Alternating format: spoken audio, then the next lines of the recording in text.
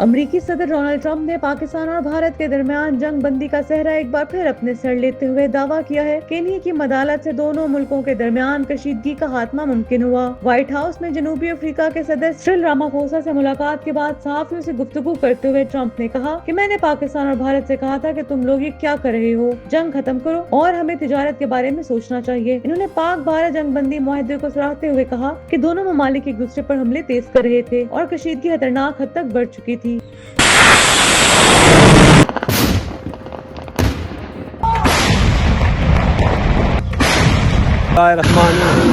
لیکن میری کوششوں سے امن ممکن ہوا۔ پاکستانی عوام کو بہترین قرار دیتے ہوئے کہا کہ پاکستان کے لوگ بہترین ہیں اور ان کے پاس عظیم رہنما موجود ہیں۔ انہوں نے اشارہ دیا کہ امریکہ پاکستان اور بھارت کے ساتھ ایک بڑی تجارتی معاہدے کرنے جا رہا ہے۔ واضح رہے کہ یہ پہلا موقع نہیں کہ جب امریکی صدر نے پاک بھارت تعلقات پہ اپنی سفارتی کامیابی کا دعویٰ کیا ہو۔ اس سے قبل بھی وہ کئی بار ایسے بیانات دے چکے ہیں جو خطے میں سفارتی حلقوں میں موضوع بحث بنتے رہے ہیں۔